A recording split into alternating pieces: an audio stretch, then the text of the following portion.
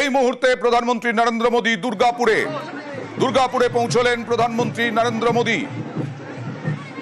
এই মুহূর্তে আপনারা যে ছবি দেখতে পাচ্ছেন, অন্নাল বিমানবন্দরে বেশ খানিকক্ষণ আগে অবতরণ করেছিল প্রধানমন্ত্রী নরেন্দ্র মোদীর বিমান। তাকে দেখতে রাস্তার দুপাশে প্রচুর মানুষের ভিড়, বিজেপি কর্মী সমর্থক এবং সাধারণ মানুষের ভিড়। এই মুহূর্তে প্রধানমন্ত্রী তাদের হাত নেড়ে সাড়া দিচ্ছেন। প্রধানমন্ত্রী নরেন্দ্র মোদী দুর্গাপুরে এসে পৌঁছলেন, গান্ধী মোড় দিয়ে ঢুকলেন প্রধানমন্ত্রী নরেন্দ্র মোদী। নেহেরু স্টেডিয়ামে আজ প্রধানমন্ত্রীর প্রোগ্রাম, কর্মসূচি সরকারি, এবং তারপরে রাজনৈতিক ভাষণ। কথা বলবো সুস্মিতার সঙ্গে। সুস্মিতা, কি অবস্থা এই মুহূর্তে? বিজেপি কর্মী সমর্থকদের মধ্যে উৎসাহ উদ্দীপনা যথেষ্ট।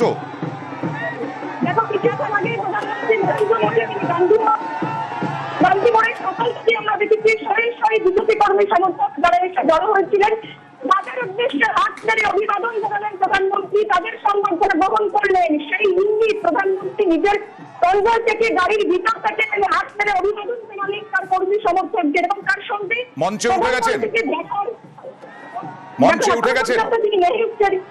নেহেরু স্টেডিয়ামে ঢোকেননি। এই মুহূর্তে নেহেরু স্টেডিয়ামে প্রধানমন্ত্রীর কনভয় এবং প্রধানমন্ত্রীর কনভয় তিনি নেহেরু স্টেডিয়ামে এই মুহূর্তে ঢুকছেন প্রধানমন্ত্রী।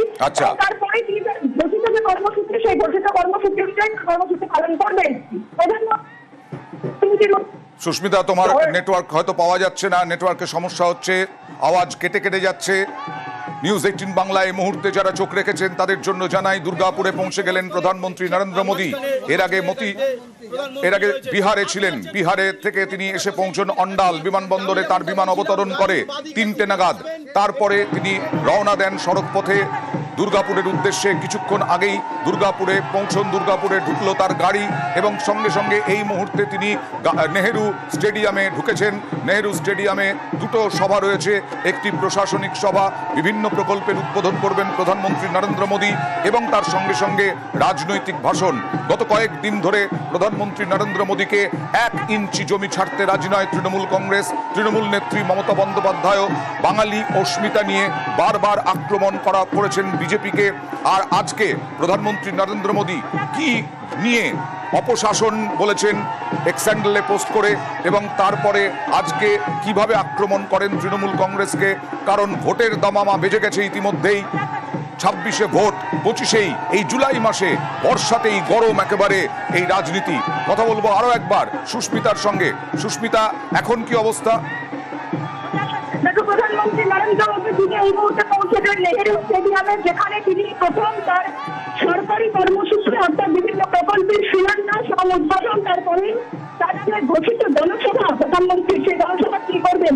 কিছুক্ষণ আগে তিনি গান্ধী মোড় ক্রস করে পৌঁছে দিয়েছেন নেহেরু স্টেডিয়ামে এই মুহূর্তে, এবং সেখানে কর্মী সমর্থকদের ইচ্ছা সেই মুহূর্তে সঙ্গে। তার কারণ প্রধানমন্ত্রীর ভাষণ শোনার জন্য, প্রধানমন্ত্রীর বক্তব্য শোনার জন্য, প্রধানমন্ত্রী নরেন্দ্র মোদীকে দেখার জন্য বিজেপির কর্মী সমর্থক জেলা থেকে আরম্ভ করে দুর্গাপুর থেকে আরম্ভ করে বিভিন্ন জেলার কর্মী সমর্থকরা তারা সকাল থেকে এসে জড়ো হয়েছেন। বৃষ্টি উপেক্ষা করে তারা এই মুহূর্তে জড়ো হয়েছেন, এবং নেহেরু স্টেডিয়ামে প্রধানমন্ত্রী নরেন্দ্র মোদীর কনভয় এই মুহূর্তে প্রবেশ করল। প্রধানমন্ত্রী নরেন্দ্র মোদীর পরবর্তী সময়ে প্রাথমিক অবস্থায় অর্থাৎ প্রথম পর্যায়ে তিনি সরকারি কর্মসূচির যে শিলান্যাস, সেই শিলান্যাস করবেন, এবং তার পরবর্তী সময় তিনি ঘোষিত কর্মসূচি রাজনৈতিক জনসভা, সেই জনসভা করবেন। প্রধানমন্ত্রী নরেন্দ্র মোদী তিনি গোটা যে রাস্তা অর্থাৎ গান্ধী মোড় থেকে স্টেডিয়ামের যে 3 কিলোমিটারের কিছুটা বেশি রাস্তা, সেই গোটা রাস্তায় যে কর্মী সমর্থকরা রাস্তার দুই ধারে তার জন্য অপেক্ষারত ছিল। দীর্ঘক্ষণ ধরে তাদের উদ্দেশ্যে হাত নেড়ে অভিবাদন জানান, তাদের দেওয়া যে সংবর্ধনা, সেই সংবর্ধনা তিনি গ্রহণ করেন, সেটাই আকার ইঙ্গিতে প্রকাশ করেন। এবং যারা কর্মী সমর্থক রয়েছে তারা মূলত আজ এই জনসভা থেকে রাজবঙ্গের রাজনীতিকে বসে নিতে চাইছেন। আগামী বিধানসভা নির্বাচনে অন্তত এই দুর্গাপুর, আসানসোল, পূর্ব বর্ধমান, দুর্গাপুর, বাঁকুড়া, পুরুলিয়া সহ বীরভূম সহ বিভিন্ন জেলার যে সমস্ত কর্মী সমর্থকরা রয়েছেন তারা চাইছেন বিজেপির পুরনো জমি অর্থাৎ 19 লোকসভা নির্বাচনের যে রাজবঙ্গ বিজেপিকে ভালো ফল দিয়েছিল, সেই পুরনো জমি পুনরুদ্ধারের চেষ্টা এই মুহূর্তে তারা করবে, এবং সেই পুনরুদ্ধারের চেষ্টায় পুরনো সংগঠনকে মজবুত করার জন্য বিজেপির প্রধান করতে হচ্ছে নরেন্দ্র মোদী তিনি কি বার্তা দেন সেদিকে এই মুহূর্তে তাকিয়ে রয়েছে গোটা রাজনৈতিক মহল এবং বিজেপি কর্মী সমর্থক এবং সেই উদ্দেশ্যে এই মুহূর্তে নেহেরু স্টেডিয়ামে প্রধানমন্ত্রী নরেন্দ্র মোদী তিনি কিছুক্ষণের মধ্যেই তার বক্তব্য পেশ করবেন। তার ভাষণ মঞ্চে পেশ করবেন। উল্লেখযোগ্য কারা আছেন রাজনৈতিক সভায়? মঞ্চে উল্লেখযোগ্য শ্রমিক ভট্টাচার্য রাজ্য সভাপতি ছাড়া আর কারা কারা আছেন?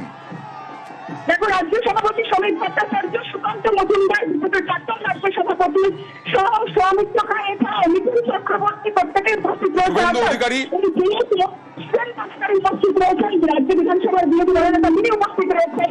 সুকান্ত মজুমদার, শুভেন্দু অধিকারী, শ্রমিক ভট্টাচার্য, সৌমিত্র খান, জ্যোতির্ময় সিং মাহাতো, যারা এই এলাকা অর্থাৎ রাঢ়বঙ্গের যারা সাংসদ বিধায়ক রয়েছেন তারা উপস্থিত রয়েছেন। উপস্থিত রয়েছেন বিজেপির যারা নেতৃত্ব, রাজ্য নেতৃত্ব তারা উপস্থিত রয়েছেন।